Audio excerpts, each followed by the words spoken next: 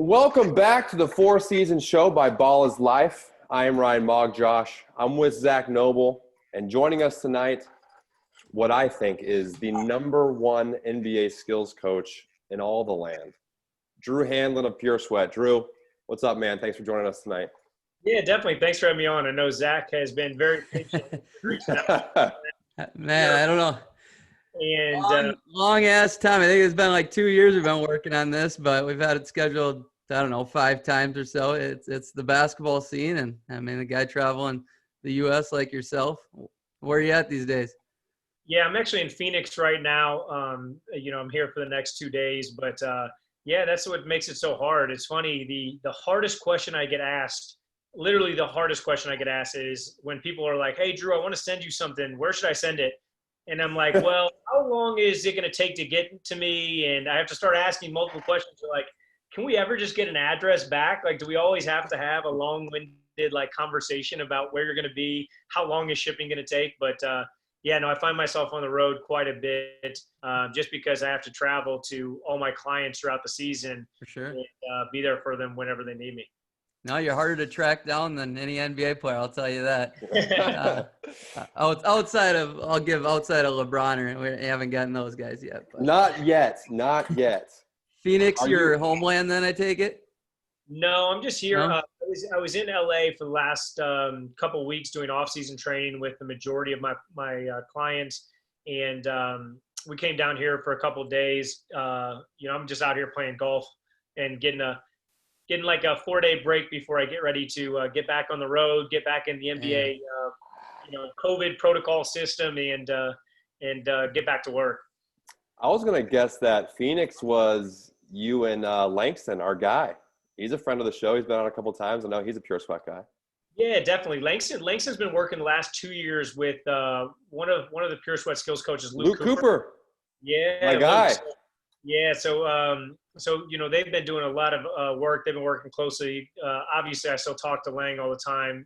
Such a good guy, and I'm glad that he's down here in Phoenix, where there's exciting times.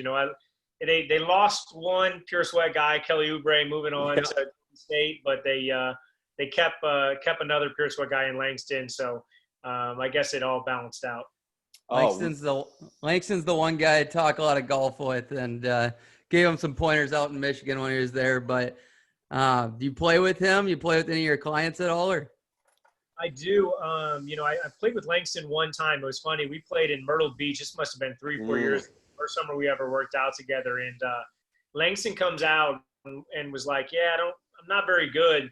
And I want to say he either birdied or parred the first 2 or 3 holes. No, jeez. We were like, "Yo, you're sandbagging." He went on the next holes 4 through 9. He got 8. He was getting stuck all over the board. But yeah, if he would have shut down after the second or third hole, we would have thought he was Tiger Woods in his prime. But I played a lot this quarantine with I played with Jason Tatum a couple times. Okay. I played with Leonard, played with David Lee, who was my first ever NBA client. I played with Zach Lavine. Zach had a viral clip on my Instagram story. I was talking a little smack about his drive. And I said, "All right, you got one chance to show Instagram that ball." And he hit the ball. Now he thought he shanked it. He didn't make great contact with it. And so he got frustrated and he shattered his club, his driver. Now it still landed in the fairway. It just didn't go as far as he would have liked it to, but it was so funny. But I had so many fans that were that's great. Enjoyed seeing the kind of the rawness and realness of what goes on off the court with me and some of my clients. I didn't realize any of those guys were golfers. I mean, any of them got game. I mean, looked like you said you were shooting 77. I saw. And a lot of them are getting better. Jason started at the quarantine, so he's been taking lessons all the time. When he connects, he can hit the ball 330 yards, so he can bomb it. The problem is he's just got to get more consistent and then obviously tighten up the rest of his game. But he's going to be really good. His swing speed is ridiculous. And for him just starting to play golf this year, he's really good. Zach Lavine, he's actually a lefty in golf. Oh wow. Weird. A lefty in golf. He's got a smooth shot. He's got some work to do, but he's got one of the nets in the backyard, and he's, working on his swing all the time. Leonard is, if you guys have followed Myers for a while, you guys know Myers is a man's man. So Myers is a roll up the sleeves and just hit it as hard as you can every time. And he gets a hold of it, it goes far. But there's some times where, he picks up the ball and decides to just enjoy He needs a putter shaped as a hammer. Yeah, so it's just great just to be able to connect with the guys, off the court, and it's also really good. The thing that I've enjoyed about golf is you're spending 4 hours with somebody with no stress, no pressure. You're just out there having fun. Maybe we bet on some shots or some holes and stuff like that, but the truth is we're just out there and enjoying each other's company, and it's a really good time. So it's something that has definitely, expanded some of the relationships that I have with the guys, even though they're usually really, strong already. Yeah. You said David Lee was your first guy. So you have ties with all these St. Louis guys. I know you played at Belmont, right? And are you from Missouri? I'm from St. Louis. Okay. Yeah. Okay. The way that I got started training, I was working out really hard at a facility. I had, there were 2 games going on the other 2 courts. So I was on court 1, court 2 and 3 had, 6th grade games going on. And a parent, George Baker, came over, and during one of my breaks, I was, dripping in sweat, hands on my knees. Like I was actually literally exhausted. Mm-hmm. And he scared me, actually. He put his hand on me and was like, hey, listen, my son, Matt, does not know how to work hard. I just watched you work out. I couldn't even watch him out there playing. And, the typical parent, that wants to push his kid. And so he said, I'll give you $20 to work out my son and put him through that same exact workout that you just went through. At the time, I wanted to be a referee because referees got paid $18 an hour. And I was like, shoot, $2 pay raise. No longer am I a referee. Now I'm a trainer. And then I fell in love with training because it allowed me to combine 2 things that I love. I love basketball and I love helping people. And that's what basketball training is all about. It's helping people get results, helping people, get to where they want to get to, or even beyond that. And, so then what I started doing was I started going door to door, and literally door to door, tournament to tournament, clinic to clinic. And I was selling a drill book. So I had self-published a drill book, used Kinko's to make the copies spiral bound. And I ended up selling 5,000 copies when I was in high school. Wow. So, you're making $20 a book, you sell 5,000 copies, you're going, oh my gosh. You know how in high school, if you have $1,000, you feel like a millionaire in high school. Right. So, so that's what started it all. I realized, wow, this is something I can actually do full time. And then I started training a bunch of local players in St. Louis. And one of those players was Brad Beal. Mm-hmm. And so Brad went from 8 points a game as a freshman in high school to the second game of his sophomore season. So we started working out that summer. We worked out every single day, and he'd actually work out with me. That's what people don't realize. I was player of the year in Missouri. We had just won a state championship. Right. So Brad and I were workout partners where I would show him what I was doing, then we'd do it together. And then we'd play one-on-one after every workout. But Brad, his second game, his sophomore season, scored, I think, 52 or 53 points.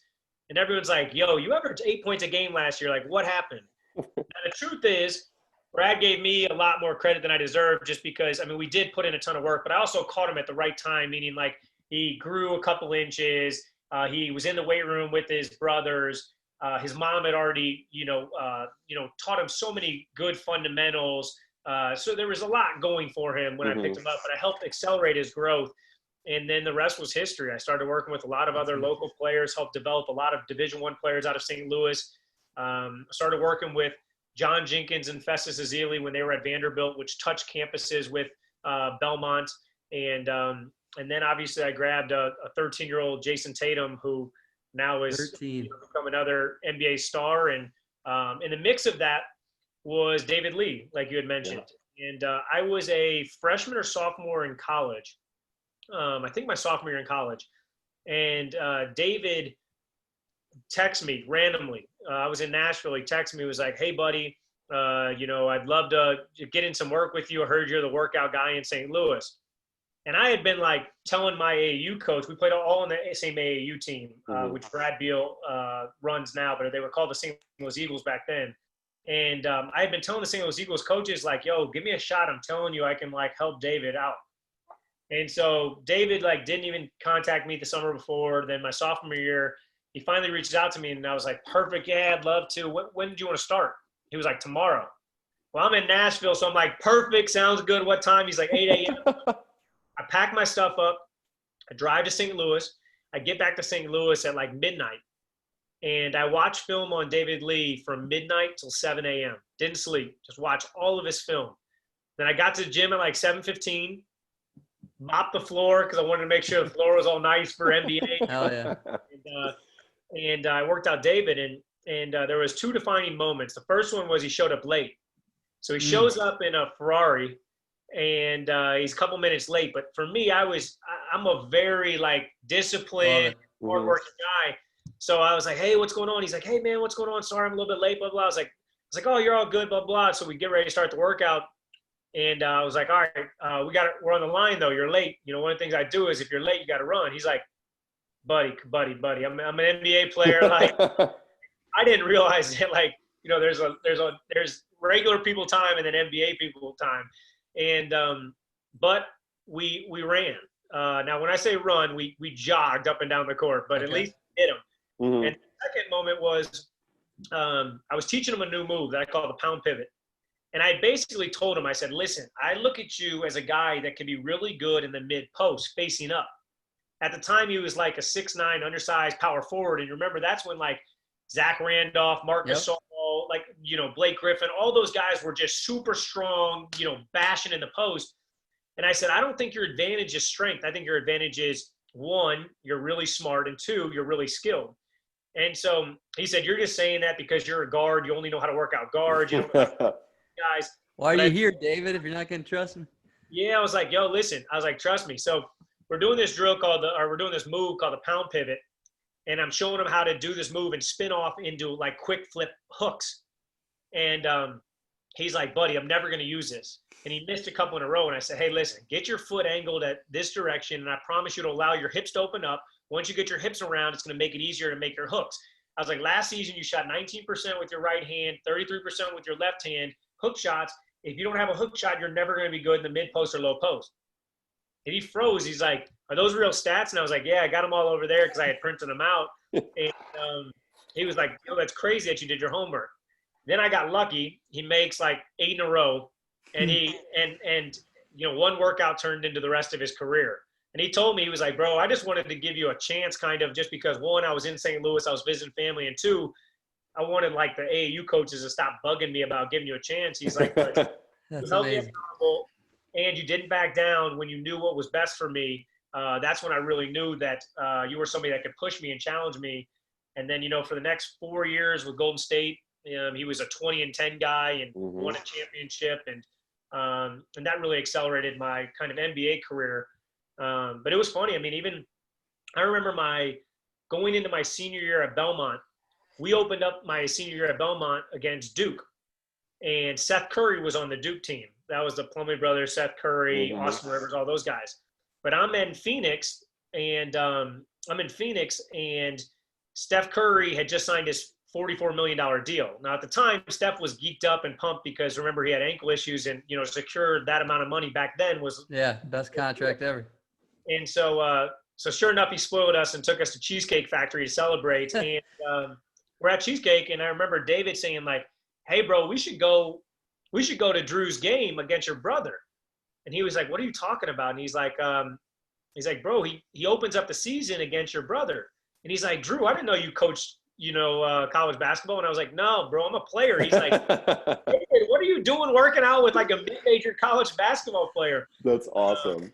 And then David backed me up. He was like, hey, listen, Phil Jackson couldn't beat Michael Jordan or Kobe Bryant in one-on-one, but he could still help them get better. And so that gave me the confidence I needed to know that I didn't have to be better than these guys. I just had to make them better if I wanted to have a career in the NBA training world. That is awesome. So you're doing the dirty work that maybe a lot of guys don't want to do. As far as like the all-nighters, the 7 hours of film before you meet this guy for the first time. Yeah, so before I work out a client, any client, I break down every single piece of film that I can find on them. That means I go through and I watch all their NBA possessions of their career.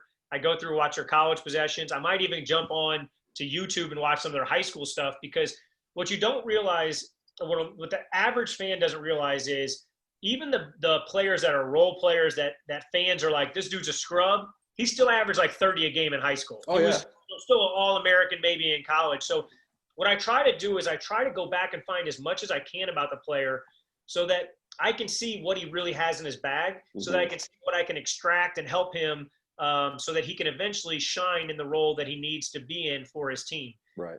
The other thing, I'll go listen to interviews, and so I understand their mindset. I'll also try to read up on them so I know their family members, etc. And then it's always fun the first couple of weeks that I'm working with a player, because I'll ask them questions that I already know just to see how much they trust me and to see how much they're going to let me in, because without trust, you can't get results. And so what you have to do is you have to break down that barrier. And one of the best ways is proof.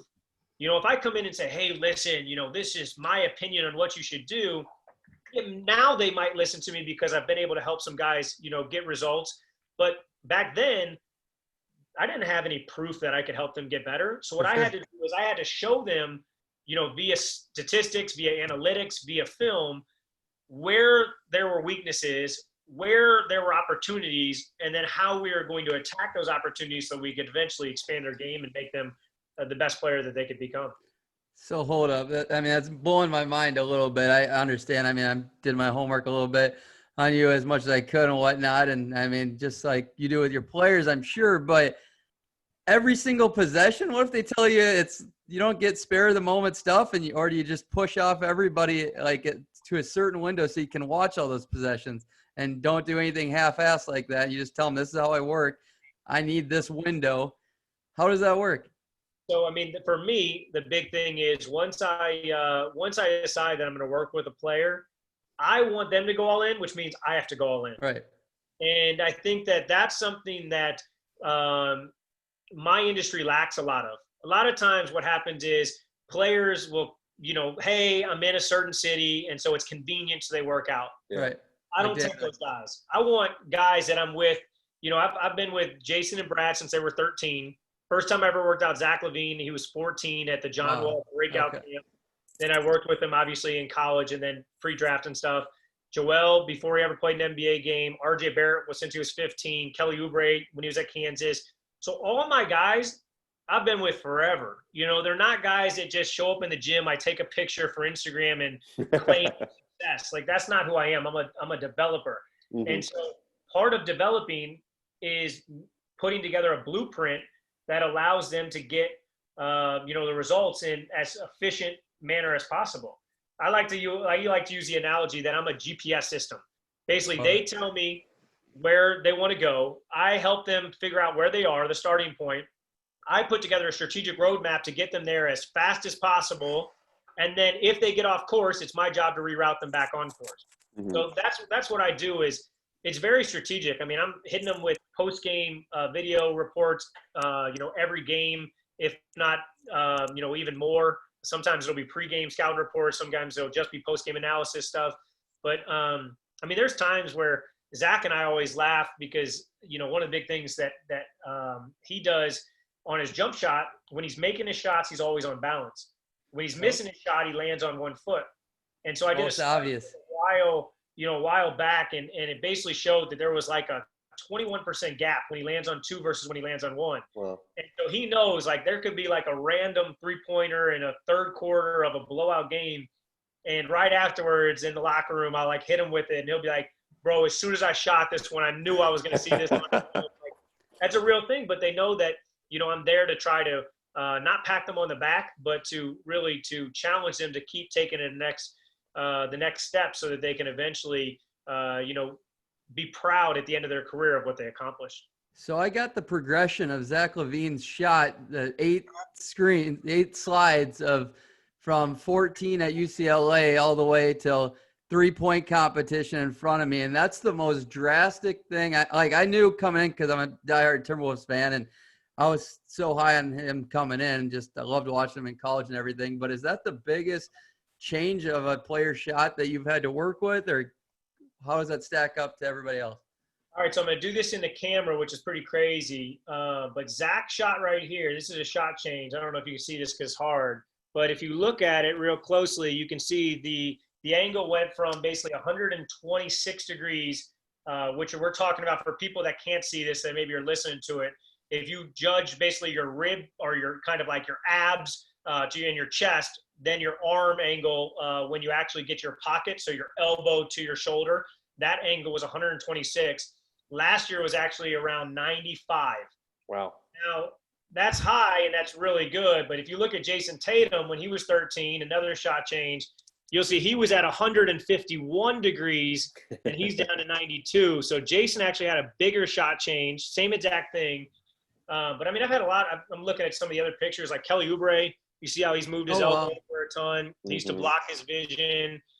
RJ Barrett, same thing. You know, that was this summer. We made an adjustment where he moved his elbow out. So most of the guys that I've worked with have had a shot change.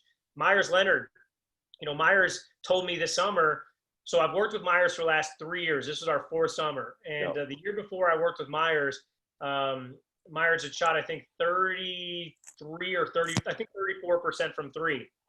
And we made some changes on, you know, 2 things, his hand positioning and then balance. And he told me yesterday that him and Karl Anthony Towns, again, I know the Minnesota stuff, but him and Karl Anthony Towns are the only 2 centers that have shot over 40% from 3 seasons in a row. Yep. So that's pretty cool, you know, when you help get guys results. Jason, everyone thought that Jason wasn't going to be able to shoot. You know, that's one of his weaknesses, and he's a 40% career 3-point shooter now. And Zach obviously can knock him down with the best of them. So that's my job, though. You know what I mean? I don't pat myself on the back because they're the ones putting in the work. They're the ones getting the results. I'm just there to do my job, you know, help them strategically make adjustments to their mechanics so that they eventually get the results. I've always been curious. So obviously you've listed out the guys that you work with, and I saw your tweet, which is awesome, by the way. $1.62 billion worth of NBA contracts now, and there's no coincidence in that. But I was wondering, outside of the St. Louis guys, how do you decide if you want to work with a player? I know you said you don't take, hey, I'm going to be in this city, whatever. You don't take those guys. But like the Myers-Leonards, like he's not a Minnesota guy or a St. Louis guy. Who reaches out to who? Do you reach out to them, or do they reach out to you? Yeah, no, I don't do any reaching out. To be honest with you, a lot of times it's just word of mouth or recommendations. You know what I mean? Okay. So that door-to-door paying off. Yeah, I'll work with a player, and, you know, and then one of their teammates will recommend them to me or something. You know what I mean? There's a connection. There was one time that I went through and I basically had connected like 3 players, and one of them was Brad Beal. Because I had Brad, I ended up getting Jason and David Lee. So that's obvious. Those are obviously connected. Another one was Steve Changang, who some of you guys have never heard of probably. He played at Vanderbilt. Because I was working with him, I started working with John Jenkins and Festus Ezeli. Yep. Because I helped, both of those guys were second-round projected picks. Both of them went in the first round. So when they moved up in the draft, I ended up, you know, their agent was like, wow, you know, both the guys you worked with moved up in the draft. So then the next year or the year after, he ended up hiring me to work with Andrew Wiggins. And then Zach Lavine was also the same agent. Because I had Andrew, then I started getting all the Kansas guys with Joel Embiid, Kelly Oubre, you know, Sheck Diallo, those guys. So there's another whole string of players because of that. Because of CAA, because of Joel, that's how you get the Myers, Leonards of the world. Okay. And so it's amazing. And then the last one was Mike Dixon. And I was working out Mike Dixon in college and then ended up getting Jordan Clarkson. Mizzou guy. Visit, because they were both Mizzou guys. I literally went through and I said, you know, Brad was a 13-year-old Brad Beal, Steve Changang, who no one's ever heard of, Mike Dixon, who no one's ever heard of. Those are the reasons why I have all my clients, just because the training world is all about getting results. Yeah. And the messed up thing is nowadays there's a lot of fronting and stunting in the training world where you try to, you know, there's trainers that try to claim players, and some people, some casual fans are fooled, but I think the best way, the most sustainable way, the way that feels good is actually being a part of the development process. Yeah. And for me, that's the thing I take pride in most is that it's, this summer for Brad and I, we were talking about it. It was either year 13 or 14 together. Wow. That's crazy. Like more than half of his life we've been together. You know what I mean? So, I was in the backseat of the car when Joel got his license. Like that kind of stuff is you can't put a price tag on, just like the brotherhood that that's family. And it's a cool thing to be a part of, just because they're such great guys. You know what I mean? Take away the basketball, take away the fame and the status. You're just such great people. Yeah. Biggest leap in Brad's 13 years. What year was it? There's two years that really stick out. First year is the first year that we ever worked out. His freshman year in high school to his sophomore year in high school was unbelievable. So I had won a state championship his freshman year in high school, and then I went to Belmont. I was 3 years older than him, so I was a freshman at Belmont when he was a sophomore in high school. He actually won a state championship that next year in Missouri. So we went back to back in Missouri. That year was ridiculous. He went from 8 points a game to 24 points a game in 1 year. The other year was, I don't know the exact year, but I remember it was the year that we added hesitations and shiftiness, and that's all we worked on all year. That's him. And this was the year that he went from, I don't even know his numbers, but it was like, maybe 17 points a game to like 22, 23 points a game, but his game completely changed. Like he went from a guy that relied on pin down, spot up shots, playing out without the ball, to like 15, one of the best 16, creators 16, 17. And so those are the two big years that stand out. But I mean, Brad's another guy, like he's just a worker, man. Like he's one of those guys that every year he adds something to his game, and you go, man, year one, man, he's going to be the next Ray Allen, but more of like an older Ray Allen. And then you go, wait, he's doing the reverse of Ray Allen. Like Ray Allen started out with the handles and then went to a shooter. Brad went from a shooter to the handles, So that's the special thing about guys like Brad. Like, dude, he works on his own so much. Like, he's one of those guys that after games, he has a gym in his house. He'll be down in the basement, working on his form. He's super analytical. Like, we're working together. It's not me telling him what to do now. It's us going through stuff, me showing him stuff on film, us talking through it, walking through stuff on the court. But he's taken ownership for his development more than any player I've ever worked with, just because his IQ is so high. Yeah. See, I'm a Midwest guy myself, and I'm located in Kansas City right now. So all these St. Louis guys I'm familiar with. Mike Dixon, we played against each other in high school. Clarkson, we played each other in college at Mizzou. So I'm really familiar with that. But when you grow to what you are now, and like you said, it's all about results. And these guys that you're training are getting results. So you're a big name now. You're popular. You don't get guys in the NBA that maybe buddies with Brad or buddies with Myers or buddies with Jason saying, hey, man, talk to the shot doctor, talk to Drew. Like, he will get you right. You don't have any of those? No, I have a lot of those. To be honest with you, I turn down a ton of clients each and every year just because I want to keep it really small so that I can service the guys that I work with. Yeah. I mean, it's already overwhelming sometimes when, like, I know that right before the All-Star voting ends, all the guys that are borderline All-Stars, last year I had 4 of the top 20 scorers. So Zach, Brad, that's unreal. Jason, all 4 of those guys are in, let's get going, let's get All-Star vote mode. So they all are like, hey, we need you here. Then you have, right before playoff mode, you have everybody that's rocking and rolling. And then the other thing that you have that people don't take in consideration is contract years. So when guys are getting ready to extend their contracts or, get bonuses, like a Jason Tatum, if he gets, all NBA this season, same thing with, I think, Joel, they get like a $30 million bonus. Well, if you got $30 million on the line, that's the difference. Being a, all NBA performer or a guy that's a snub, you're going to do everything you can to, get extra work in to make sure that happens. So, I keep it real niche just so I can take care of the guys. I think that too many people are so worried about, listing off. I've worked out 100 NBA guys. Like, how many of you developed? How many of them will thank you at the end of their career? How many of them will you still rock with? I mean, David Lee and I, now all of our texts are strictly about golf, but we still talk just as much as we did when he was playing. Jameer Nelson was a guy that I worked with. And Jameer, now his son is a college basketball player. Every time I go to Philly to work out Joel, I still work out his son. So these are the relationships that are way beyond basketball that are so meaningful to me. No, I appreciate that and respect that a lot, being a relationship guy. But tell me this, what NBA guys have you taken on in their NBA career versus early? Really? Any? Yeah, I'm trying to think. Like, to be honest with you, Myers came to me 3 years ago. I mean, that's really the only guy. Like, I've been with all the guys since they were in college, to be honest with you. Yeah, there's been some guys like Langston. Langston came to me for one summer, the first summer that we worked out. You know, that was before a contract year. You know, he ended up getting paid too that year. Yeah, that was good. But yeah, Langston came that one summer. Torian Prince 2 years ago came for a summer. And then his last year with the Hawks, he was with me before then. But yeah, other than that, it's really been just all the guys that I've been rocking with since they were young. Who's made the biggest leap over one summer of working with you?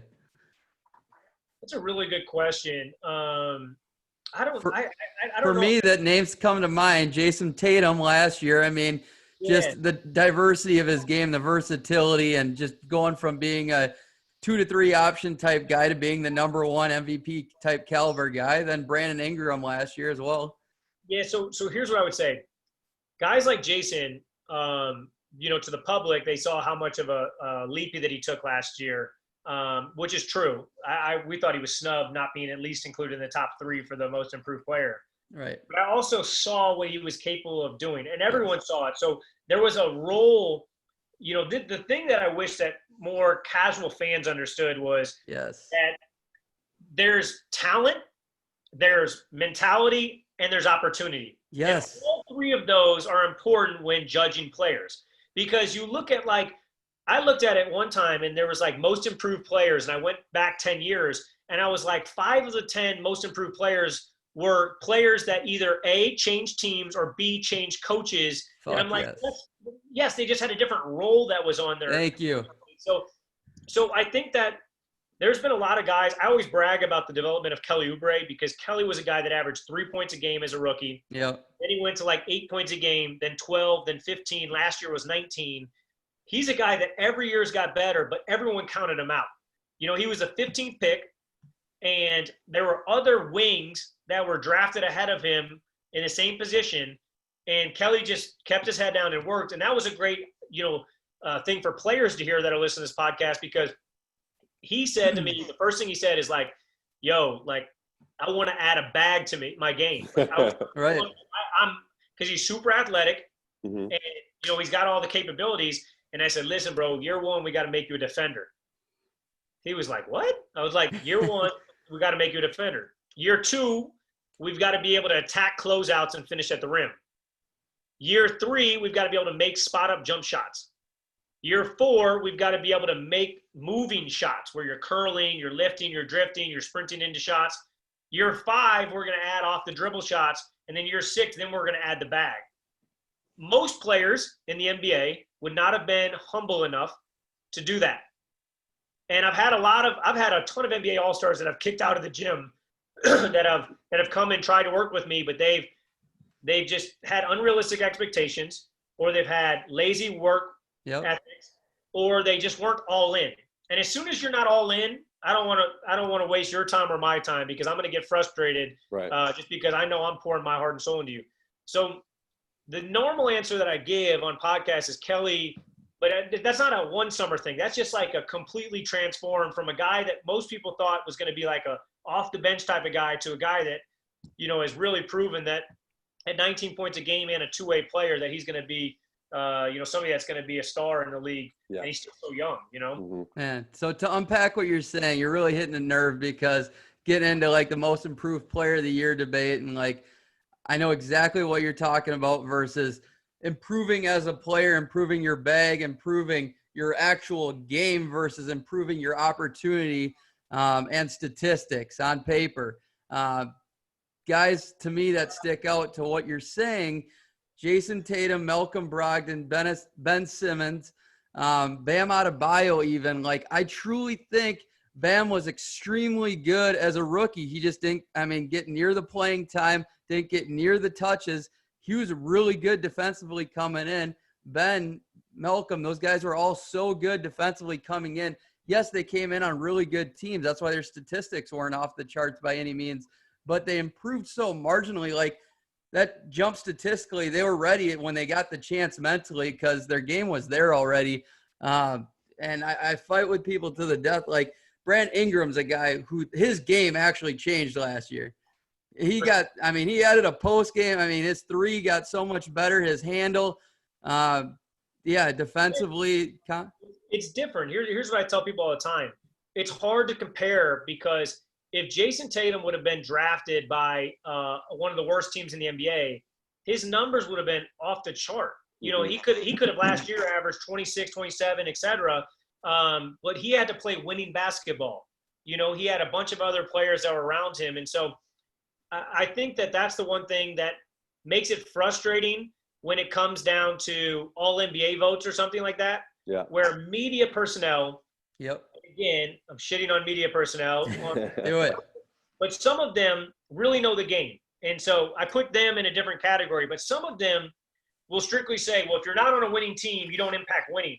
And it's like, no. Like, what about a guy like Brad Beal who averaged 30.5 points a game last year, but he was missing an all-star? Yep. He was missing an all-star. Context.